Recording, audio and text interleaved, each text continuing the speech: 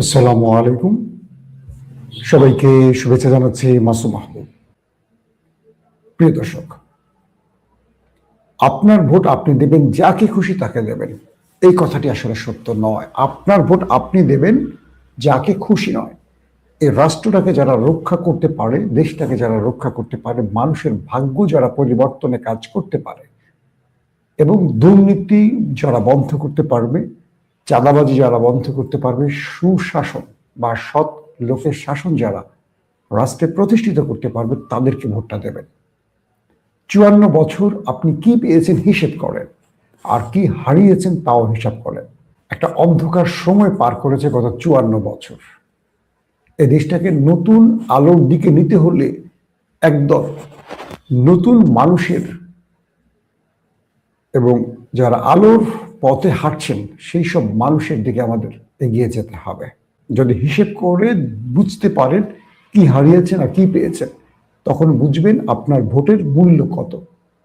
দর্শক, একটি বিষয় আমাদের মনে রাখতে হবে যে আমাদের সেনাবাহিনী একটা আমাদের গর্বের জায়গা। বাংলাদেশের আর কিছু নিয়ে আমরা কথা না বললেও আমরা সেনাবাহিনী গর্ব করতে পারি।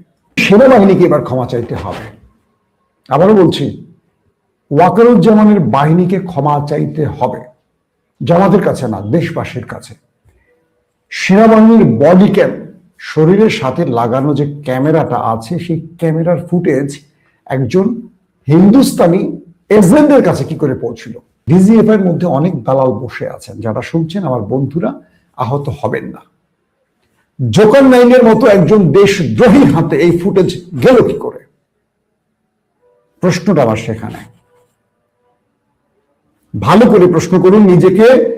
এই ব্যক্তি ইসরায়েলের ডিভাইস, বাংলাদেশের পলিটিশিয়ানদের কথা আড়ি পাতার জন্য যে পেগাসুস সফটওয়্যার ইসরায়েল থেকে কেনার কাজটি করেছিলেন, এবং তিনি ইসরায়েলের সাথে কানেক্টেড, ইসরায়েলের গণমাধ্যমের সাথে কানেক্টেড এই ব্যক্তি জোকার নাই। তাকে বিশ্বাস করে আমাদের গোয়েন্দা সংস্থা অর্থায়নের মাধ্যমে তাকে কিন্তু অর্থায়ন করে, অর্থ দিয়ে তাকে পালে। আর যেখানে তিনি অর্থ পান, নিজেকে এভাবে বিক্রি করেন। তিনি কোনো সাংবাদিক নন। তাকে আমি ব্যক্তিগতভাবেই সাংবাদিকতা করি 25 বছরের উপরে। আমি কখনো তার নাম শুনিনি, কখনোই শুনিনি। আমি কিন্তু মূলধারে কাজ করেছি। বিগত সময়ে এই বাহিনীটি যথেষ্ট দুর্নাম কামিয়েছে। রাষ্ট্রীয় বাহিনী হিসেবে এই বাহিনীটিকে আমরা দায়মুক্তি দিতে পারি না। আবার এই বাহিনীর সব অফিসার বা সব সদস্য খারাপ ছিল না। কিছু উচ্চাকাঙ্ক্ষী কারাপ্টেড দলবাজ ব্যক্তির জন্য পুরো সেনাবাহিনী দুর্নাম ঘাড়ে নিতে পারে না। এটা একদম আমার নিজের মতামত। এই দেশের সেনাবাহিনীকে আমরা দেখেছি হাউজিং প্রতিষ্ঠান বানানো হয়েছে। আমাদের সেনাবাহিনী বড় বড় ভবন, ইমারত, সড়ক, বিভিন্ন টেন্ডারের কাজ করেছে। পাশাপাশি আমাদের সেনাবাহিনীর ভেতরকে দুর্বল করে দিয়েছে আমাদের শত্রু রাষ্ট্রটি দেশের লেন্দুক দর্জিদের সাহায্যে। সেই সেনাবাহিনীর মধ্যে দেশপ্রেমিক অফিসার যেমন আছেন, সদস্য যেমন রয়েছেন, আবার রয়েছেন লুভি ব্যক্তিরাও, যারা পদ, পদবি, রাজনৈতিক খায়েশ, উচ্চাকাঙ্ক্ষা, বিদেশিদের প্রেসক্রিপশন সার্ভ এবং দলবাজি বা অবৈধ অর্থ পকেটে পুরার জন্য রাষ্ট্রকে বিকিয়ে দিয়েছেন, বিক্রি করে দিয়েছেন। সেই রাষ্ট্রকে আবার নতুন দিকে এগিয়ে নিতে হলে আমাদের সেনাবাহিনীকে রক্ষা করতে হবে। আমাদের সেনাবাহিনীকে যে ভুলগুলো হয়েছে সেই ভুল থেকে শুধরাতে হবে। সাম্প্রতিক জামাতের নেতা ঢাকা 17 আসনের, যিনি তারেক রহমানের বিপরীতে দাঁড়িয়েছেন, ডক্টর খালিকুজ্জামানের সাথে ক্যান্টনমেন্টের গেটে সেনাবাহিনীর বাকবিতণ্ডা হয়েছে। এটার জন্য আমি যতটুকু জেনেছি, খালিকুজ্জামান সেনাবাহিনীর কাছে ক্ষমা চেয়েছেন। আমি যতটুকু জেনেছি ভেতরের খবর, এবং জামায়াতের আমির তাকে শাসিয়ে বলেছেন সেনাবাহিনীর সাথে এই আচরণ গ্রহণযোগ্য নয়। তার মানে খালিকুজ্জামান ক্ষমা চেয়েছেন। কিন্তু সেনাবাহিনীকে এবার ক্ষমা চাইতে হবে। আবারও বলছি, ওয়াকারুজ্জামানের বাহিনীকে ক্ষমা চাইতে হবে, জামাতের কাছে না, দেশবাসীর কাছে। সেনাবাহিনীর বডি ক্যাম, শরীরের সাথে লাগানো যে ক্যামেরাটা আছে, সেই ক্যামেরার ফুটেজ একজন হিন্দুস্তানি এজেন্টের কাছে কি করে পৌঁছিল? হিন্দুস্তানি এজেন্ট চিনবেন? তিনি হলেন বাংলাদেশের একজন করাপ্টেড সেনা, মানে বহিষ্কৃত সেনা সদস্য। একটা অপরিচিত নাম ছিলেন। হঠাৎ করে হাসিনার ফ্যাসিস্ট রেজিমে একটি মাত্র আল জাজিরার সংবাদে তাকে আমরা চিনেছিলাম। সে জোকার নাইম, তিনি তার ফেসবুকে এই ভিডিওটি কিভাবে রিলিজ করলো, এই ফুটেজটা তার কাছে গেল কি করে? তার মানে ক্যান্টনমেন্টের মধ্যে, সেনাবাহিনীর মধ্যে প্রতিটি ফুটেজ এভাবে শত্রুর হাতে পৌঁছে দিচ্ছে হাসিনার রেজিমেশের দালালরা। ডিজিএফআই, আমাদের সাবেক করাপ্টেড সেনা অফিসার, আরেক করাপ্টেড আজিজকে নিয়ে একটি অনুসন্ধান প্রতিবেদন আসে আল জাজিরা, যেটা নেপথ্যে কাজ করেছিল কনক সরওয়ার ইলিয়াস এবং পিনাকি ভট্টাচার্য। কিন্তু সবাই এটার মাধ্যমে ওই জোকার নাইনকে চেনে। সেই লোক কি করে ওসমান হাদিব খুনি পালিয়ে গেল, কোথায় গেল, কোথায় বাসা চেঞ্জ করলো, কোথায় জায়গা পরিবর্তন করলো, কোথায় পানি খেলো, কার সাথে কথা বললো, ডিটেল জানে, লন্ডনে বসে জানে। অর্থাৎ খুনিরা তাকে সবকিছু জানিয়ে দিয়েছে এবং খুনিরাই তাকে তথ্য দিয়েছে, বলে দাও যে সে দেশ ছেড়ে চলে গেছে, তাকে যেন পুলিশ আর খোঁজাখুঁজি না করে। মানে যারা খুন করেন তারাই এই কাজটি করেন মোটিভটাকে, দৃষ্টিটাকে ফেরাবার জন্য। ইন্টারেস্টিং ব্যাপার, এই ব্যক্তি বিদেশে বসে সকল খবর জানেন। বাংলাদেশের বড় বড় অনুসন্ধান রিপোর্টাররা সেই তথ্য খুঁজে পায় না। আমাদের DGFI, NSI, SB, RAB, intelligence, police intelligence, DB, কেউ যে তথ্য জানে না তিনি বিদেশ বসে জানেন। তার মানে তাকে তথ্যগুলো দিচ্ছে বাংলাদেশ থেকে, এবং তিনি ফেসবুকে দেন, এটার জন্য মাসোহারা পান। কালকে যদি আপনি টাকা দেন, কালকে আপনার বিরুদ্ধে কথা বলবে। না সে বিএনপি, না সে জামাত, না সে আওয়ামী লীগ, তবে সে দিন শেষে একজন, কি বলবো, পতিতা বোঝেন, টাকার বিনিময়ে যারা শরীর বিক্রি করে, তিনি টাকার বিনিময়ে সোশ্যাল মিডিয়ার ফেসবুক টেসবুক বিক্রি করে এই খবরগুলো দেন। সেনাবাহিনীর মধ্য থেকে এই বডি ক্যামের ফুটেজ বিদেশে থাকা রাষ্ট্রদ্রোহী একজন করাপ্টেড ব্যক্তি পেল কি করে? এই জবাব ওয়াকারুজ্জামান আপনাকে দিতে হবে, 100% আপনাকে দিতে হবে। যদি আপনি না দেন তাহলে সেনাবাহিনীর ভাবমূর্তি নিয়ে প্রশ্ন উঠবে। সেনাবাহিনীকে আবারও বলছি, পুরো সেনাবাহিনীর এই দায়িত্ব নেবে না। সেনাবাহিনীর মধ্যে দেশপ্রেমিক বহু অফিসার আছে, বহু সদস্য আছে, এই দেশটা টিকে আছে তাদের কারণে। কিন্তু উপরে বসে থাকা বহু করাপ্টেড লোক আছে, যাদের ভুঁড়ি এত বড় হয়ে গেছে, যারা রাষ্ট্রের উচ্চ পদকে ম্যানেজ করে কোটি কোটি টাকা বিদেশে পাচার করেন। রাষ্ট্রের ভেতরে, রাষ্ট্রের বাইরে তাদের অনেক টাকার মালিক, অনেক টাকার জমে গেছে, পাহাড় জমেছে। সেই সব ব্যক্তিদের আমরা দেখেছি হাসিনা পালিয়ে যাওয়ার সঙ্গে সঙ্গে বহু অফিসার পালিয়ে গেছেন। তার মানে সেনাবাহিনীর ঘাড়ে দোষ আছে, তারা নিষ্কুলুষ পবিত্র নয়। তাহলে সেনাবাহিনী পালালো কেন? সেনাবাহিনী তাহলে সেফ জোন, এখন তাদেরকে রাখা হয়েছে, কি বলবো, যে সেনা ক্যান্টনমেন্টের মধ্যে 15 জনকে রাখা হয়েছে অপরাধ ট্রাইব্যুনাল, মানে আমাদের আন্তর্জাতিক অপরাধ ট্রাইব্যুনালের আসামি হিসেবে। কেন রাখা হয়েছে? তার মানে সেনাবাহিনীর মধ্যে অপরাধ ছিল, এটা প্রমাণিত হয়েছে। প্রশ্ন হলো, জামাতের যে ব্যক্তি কথাগুলো বলেছেন এটাকে আমি সাপোর্ট একেবারেই করি না। আমাদের চেকপোস্টের এমপিরা তাদের দায়িত্ব পালন করছেন। আমি ক্যান্টনমেন্টের ভেতরে অধিকাংশ সময় আমার ঢাকাতে গেলে কাটে, এদের সাথে সেদিনও আমার গাড়ি আটকেছে। আমার ড্রাইভার ভুল করে একটা ইউটার্ন নিছে, ক্যান্টনমেন্টের ভেতর থেকে তেল কিনবে, সে বোঝেনি যে ক্যান্টনমেন্টে সিভিলিয়ানরা তেল কিনতে পারে না, আটকে দিয়েছে এমপি। ভদ্রলোক আমাকে চিনছেন, আমি প্রথম গাড়ি থেকে নামিনি, আমার ড্রাইভার হাতে পায়ে ধরছেন, মানে বুঝিয়েছেন, হাতে পায়ে মানে তাকে বুঝিয়েছেন। পরে আমাকে বলে, স্যার আপনি একটু কথা বলেন। আমি নেমে যাওয়ার সঙ্গে সঙ্গে সে আমাকে বুকে জড়ায় বলছে, আমি তো আপনার ভিডিও দেখি মাসুম ভাই, আজকে আপনাকে বাস্তবে দেখলাম, দেশে আসছেন কবে? আমি বললাম, ভাই একটু ক্ষমা করা যায় কিনা, আমার ড্রাইভার জানে না, সে ক্যান্টনমেন্টে গাড়ি চালায়নি, তাকে একটু সতর্ক করে দেন। তো মাসুম ভাই আপনি বলছেন, আমি কি করব? আমি বললাম, দেখেন আইন যেটা বলে, আমি আমার চেহারা দিয়ে আপনাকে ক্ষমা করতে বলবো না, কারণ আমার হাতে ক্ষমার অপশনও আছে, আমি ক্ষমা করব, তবে আপনার ড্রাইভারকে সতর্ক করেন। সেটা অবশ্যই আপনিও করবেন, আমিও করব, আইন সবার জন্য সমান।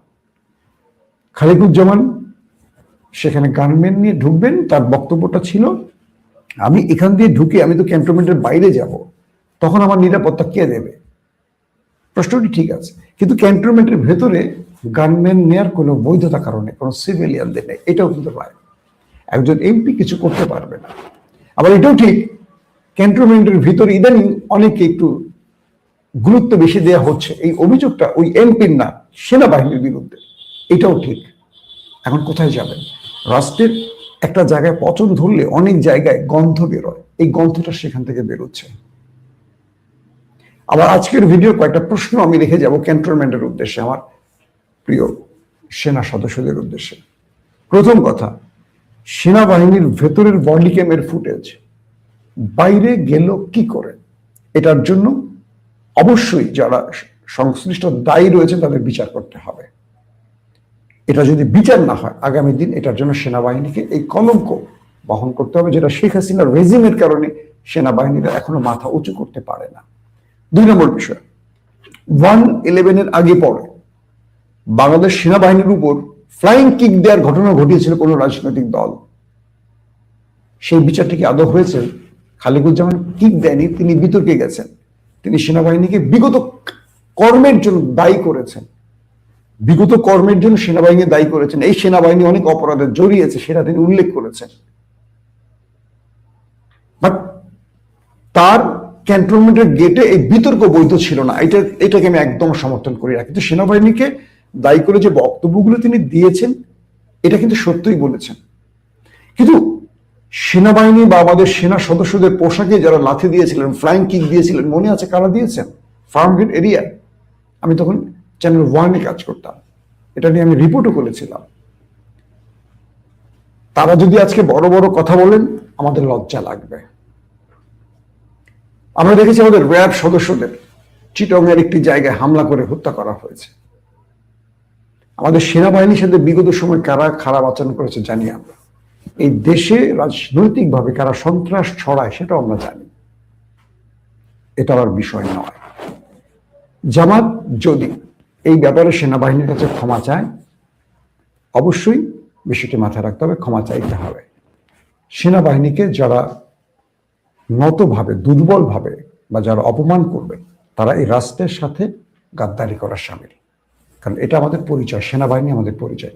আবার সেনাবাহিনীর মধ্যে যারা দলবাজ, চাটুকার, তাদেরকেও সেনাবাহিনীর পোশাকটা খুলে বাইরে যেতে হবে। এই পোশাকে রাজনীতি চলবে না। 3 নম্বর, সেনাবাহিনীর ফুটেজ, গোপনীয়তা, তথ্য যারা বাইরে পাচার করে, তারা এই রাষ্ট্র বিরোধী, রাষ্ট্রের বলবো এক কথায় যারা হাসিনার দালাল, তাদেরকে মুক্ত করতে হবে। ওয়াকারুজ্জামানকে তাদেরকে বসিয়ে রাখলে এরকম খালিকুজ্জামানরা বহুত বিতর্ক ছড়াবে, কালকে আরেকজন বিতর্ক ছড়াবে। এই সেনাবাহিনীকে বিতর্কিত যারা করছে তাদেরকে অবশ্যই এই জবাবটি দিতে হবে। শেষ যে বিষয়টি, রাজনৈতিকভাবে এখন অনেক কিছু চলছে। একটি পক্ষকে বেশি সমর্থন দেওয়া হচ্ছে, সুবিধা দেওয়া হচ্ছে, অন্য পক্ষকে দেওয়া হচ্ছে না, এগুলো নিয়ে বিতর্ক আছে। কিন্তু এখন প্রফেসর ইউনূসের আমলে যদি আমরা দেখি যে ফ্রি ফেয়ার ইলেকশনের কোনো ফিল্ড তৈরি হয়নি, এটা আমাদের জন্য সবচেয়ে বড় কষ্টের হবে, লজ্জার হবে। কারণ হাসিনাকে আমরা বিগত সময় গালি দিয়েছি, বেগম জিয়ার আমলেও বিতর্ক হয়েছে নির্বাচন নিয়ে, যে জন্য তত্ত্বাবধায়ক পদ্ধতি বাংলাদেশে এসছে। আজকে প্রফেসর ইউনূস তিনি কোনো দলীয় ব্যক্তি নন, কিন্তু তিনি বা তার প্রশাসন বিভিন্ন জায়গায় বিভিন্নভাবে সুবিধা দিচ্ছে কোনো কোনো দলকে। এটা বন্ধ হওয়া জরুরি, নতুবা আগামী দিনের ইলেকশন বিতর্কিত ইলেকশনের রূপ নেবে। প্রফেসর ইউনূস চেয়েছেন একটি সবচেয়ে ফ্রি ফেয়ার বা একটা প্রশংসনীয় নির্বাচন করতে। এটা করতে হলে প্রশাসনের মধ্যে যারা একটু তাবেদারি করবেন, দলবাজি করবেন, দ্রুত তাদের বিরুদ্ধে ব্যবস্থা নিতে হবে, সে যেই হোক।